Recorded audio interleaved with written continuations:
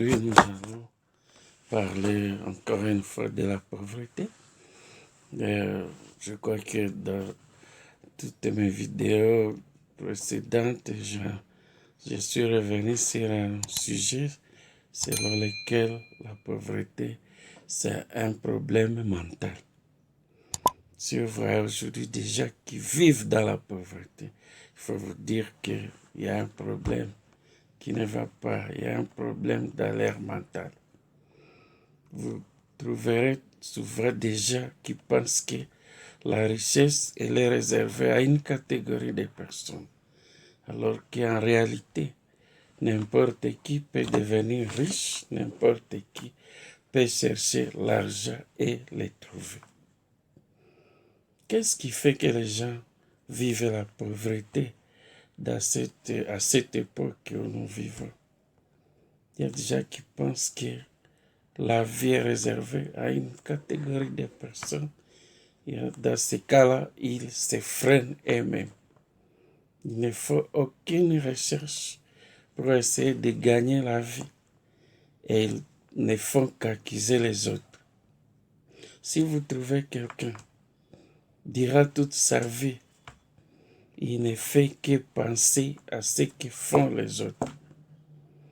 Quand il voit qu'une personne, que ce soit un membre de famille, que ce soit un collègue, que ce soit quelqu'un du quartier, un voisin qui s'achète par exemple un véhicule, qui s'achète une moto ou qui arrive à acquérir une nouvelle parcelle, acheter, construire une maison, vous verrez certaines personnes commencer à filer cette personne et commencer à penser que la personne a volé ou elle a chipé quelque part l'argent d'autrui, alors qu'en réalité,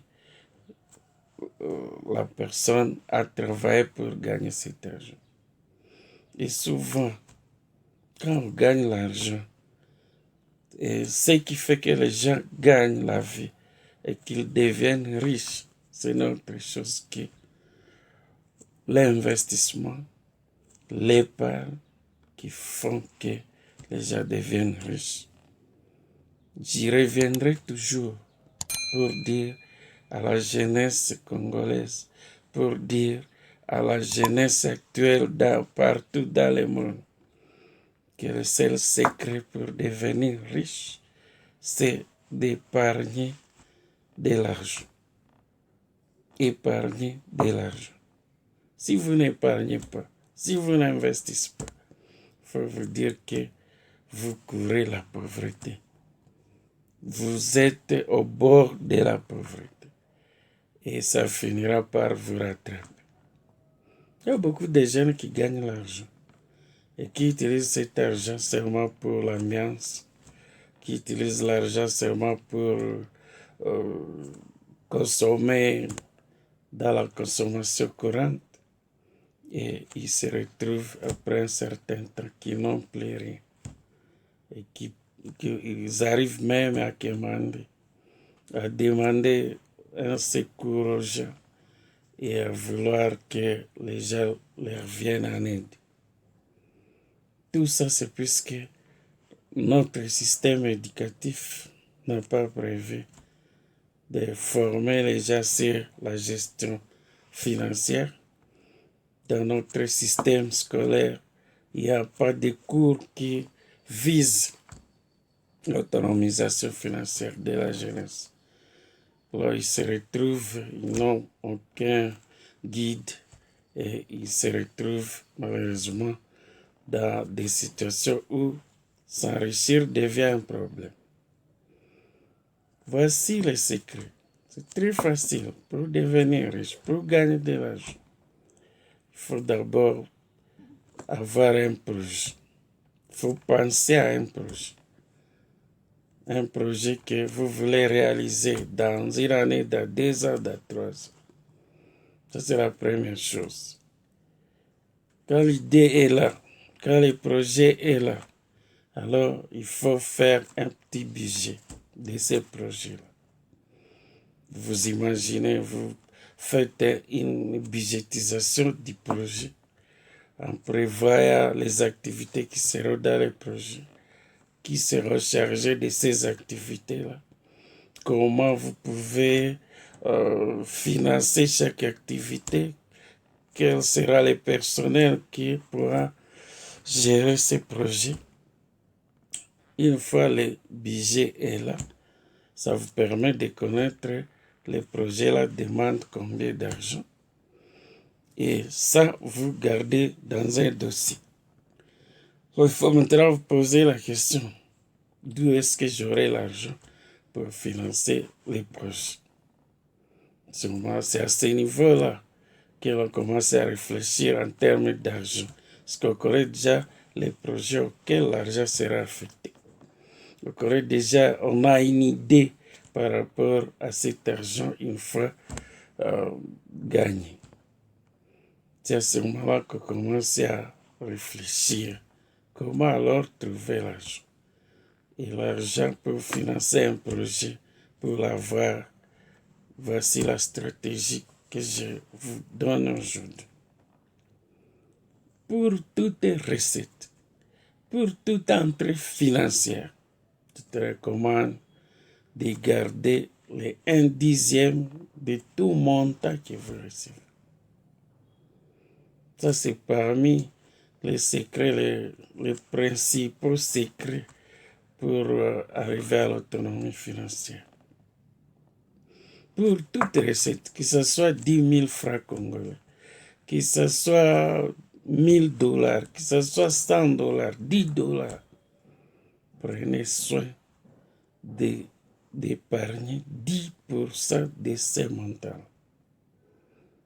Pour toute recette, pour tout ce que tu gagnes dans la vie, si tu prends soin seulement de garder les 10% de chaque recette, après un certain temps, vous allez vous rendre compte que cet argent a augmenté d'une façon exponentielle.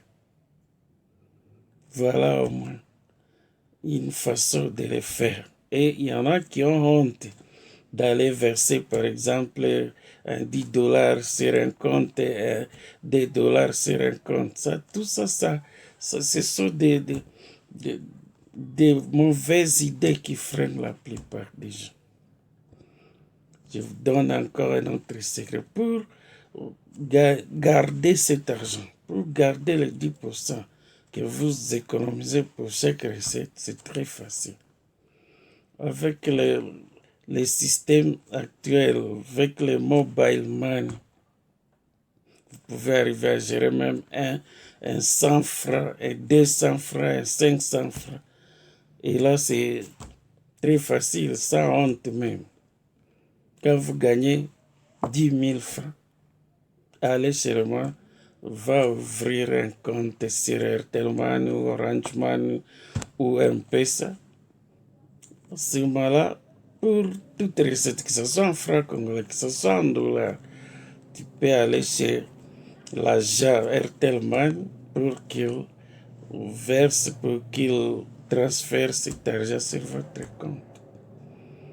Si vous faites ça régulièrement, à un certain moment, vous allez vous rendre compte que ce compte a augmenté de volume.